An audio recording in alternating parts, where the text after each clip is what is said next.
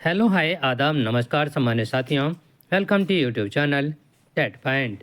आज हम डिस्कशन करने जा रहे हैं अंतः जनपदीय पारस्परिक स्थानांतरण सत्र 2024-25।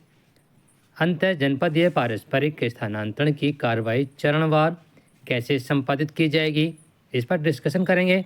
साथ ही पारस्परिक स्थानांतरण हेतु नीति निर्धारित की गई है, आदेश जारी हो चुका है, उस पर डिस्कशन करने जा रहे हैं। यदि आपको वीडियो पसंद आए तो लाइक करें, सब्सक्राइब करें, बेल आइकन को प्रेस करें ताकि नोटिफिकेशन आपको सर्वप्रथम प्राप्त हो सके, और शेयर भी करें। शेयर करने से ज्ञान घटता नहीं, ज्ञान बढ़ता है। साथ ही यदि आप हमारे यूट्यूब चैनल के व्हाट्सएप ग्रुप और टेलीग्राम ग्रुप से जुड़ना चाहते हैं तो आप इस वीडियो के डिस्क्रिप्शन बॉक्स में जाकर के लिंक के माध्यम से जुड़ सकते हैं। तो चलते हैं आज की वीडियो के शीर्षक की तरफ। ये आदेश है 27 दिसंबर 2024 का, और इसके मेन बिंदु पर आ जाते हैं। उत्तर प्रदेश बेसिक शिक्षा परिषद के नियंत्रणाधीन संचालित विद्यालयों में शिक्षकों के अंतः जनपदीय पारस्परिक स्थानांतरण हेतु निम्नोक्त नीति निर्धारित की जाती है। अंतः जनपदीय पारस्परिक स्थानांतरण प्रक्रिया जनपद स्तर पर निम्नवत समिति द्वारा संपादित की जाएगी। प्राचार्य जिला शिक्षा एवं प्रशिक्षण संस्थान इसके अध्यक्ष रहेंगे। जिला विद्यालय निरीक्षक इसके सदस्य रहेंगे, और जिला बेसिक शिक्षा अधिकारी सदस्य और सचिव रहेंगे। वित्त एवं लेखाधिकारी बेसिक इसके सदस्य रहेंगे। शिक्षकों के अंतः जनपदीय पारस्परिक स्थानांतरण एक शैक्षिक सत्र में 2 बार ग्रीष्मावकाश एवं शीतावकाश के दौरान किया जा सकेगा। शिक्षकों द्वारा शैक्षिक सत्र के दौरान निर्धारित तिथियों के मध्य ऑनलाइन आवेदन किया जाएगा। शैक्षिक सत्र गतिमान रहने के दौरान शिक्षकों के स्थानांतरण की कार्रवाई किसी भी दशा में नहीं की जाएगी। प्राथमिक विद्यालय तथा संविलित विद्यालय के कक्षा 1 से 5 तक में अध्ययनरत बच्चों हेतु तैनात अध्यापकों के लिए विषयवार वर्गीकरण नहीं किया जाता है। अतः जनपदीय पारस्परिक स्थानांतरण हेतु प्राथमिक विद्यालयों में कार्यरत शिक्षकों के मध्य भाषा, विज्ञान, गणित की बाध्यता नहीं होगी। उच्च प्राथमिक विद्यालयों में कक्षा 6 से 8 तक में अध्ययनरत बच्चों हेतु विषयवार वर्गीकरण होने के कारण विषयवार शिक्षकों की तैनाती की जाती है। शिक्षकों की गुणवत्ता में सुधार, विषयवार शिक्षक होने एवं शिक्षक की कुशलता के कारण समान विषय हेतु समान विषय वाले शिक्षकों की उपलब्धता आवश्यक है। अतः उच्च प्राथमिक विद्यालयों में तैनात शिक्षकों के अंतः जनपदीय पारस्परिक स्थानांतरण हेतु समान पद एवं समान विषय होने की स्थिति में ही ऑनलाइन आवेदन स्वीकार्य किए जाएंगे। पारस्परिक स्थानांतरण के लिए निम्नलिखित श्रेणियां ही अनुमन्य हैं, जैसे प्रधानाध्यापक प्राथमिक विद्यालय का प्रधानाध्यापक प्राथमिक विद्यालय रहेगा, और सहायक अध्यापक प्राथमिक विद्यालय का सहायक अध्यापक प्राथमिक विद्यालय रहेगा। सहायक अध्यापक उच्च प्राथमिक विद्यालय का सहायक अध्यापक उच्च प्राथमिक विद्यालय, प्रधानाध्यापक उच्च प्राथमिक विद्यालय का प्रधानाध्यापक उच्च प्राथमिक विद्यालय, और उपरोक्त मानक संविलियन वाले विद्यालयों पर भी इन्हीं श्रेणियों में अनुमन्य हो सकेंगे। पारस्परिक स्थानांतरण ग्रामीण सेवा संवर्ग से ग्रामीण सेवा संवर्ग के अध्यापकों तथा नगर सेवा संवर्ग से नगर सेवा संवर्ग के अध्यापकों के मध्य अनुमन्य होंगे।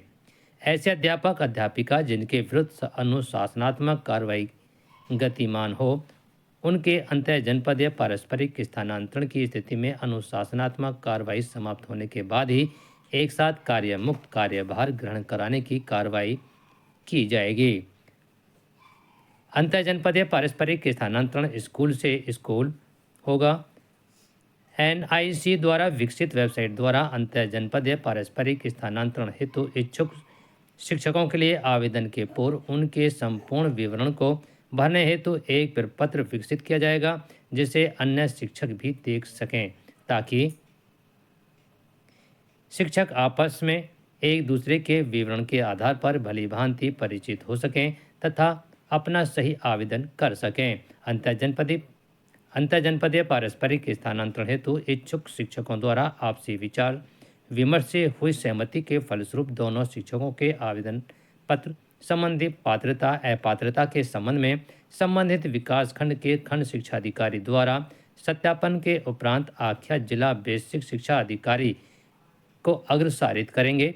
जनपद स्तर पर गठित समिति द्वारा संस्तुत किए जाने के पश्चात पोर्टल के माध्यम से ऑनलाइन स्थानांतरण आदेश निर्गत किया जा सकेंगे।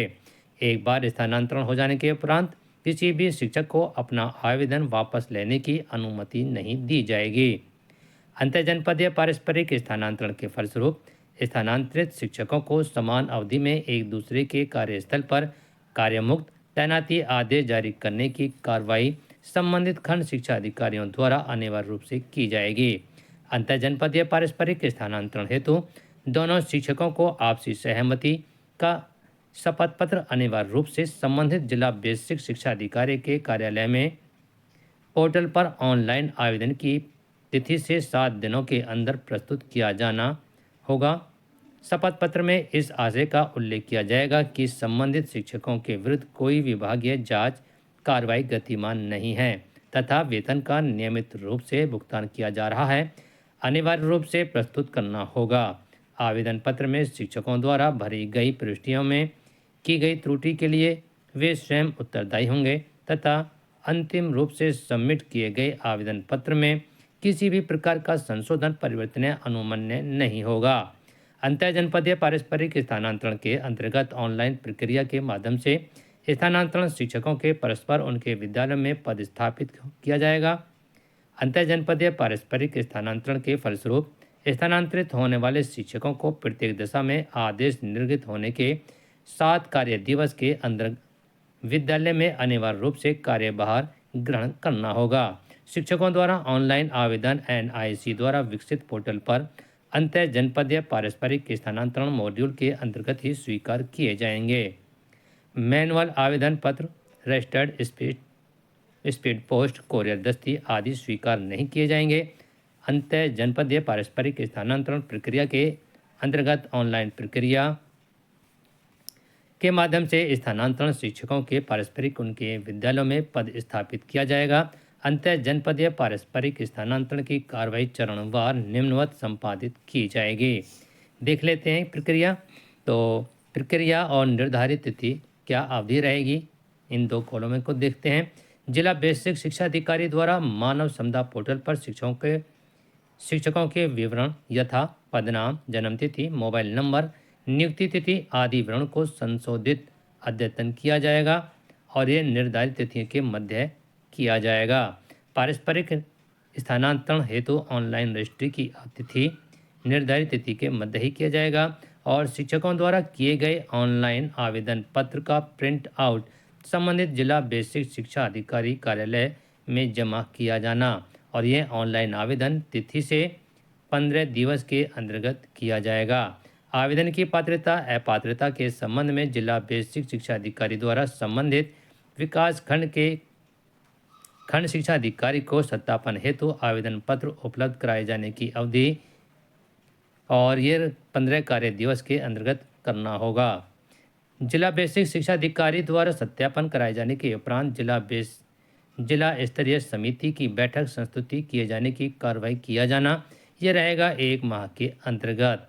शिक्षकों द्वारा अंतर जनपदीय पारस्परिक स्थानांतरण संबंधी किसी प्रकार की आपत्ति जिला स्तरीय समिति के समक्ष प्रस्तुत किया जाना यह रहेगा 15 कार्य दिवस के अंतर्गत किया जाएगा और स्थानांतरण आदेश निर्गत एवं कार्य मुक्त आदेश ये रहेगा हमारा कार्य ग्रीष्म अवकाश एवं शीत अवकाश के अंतर्गत।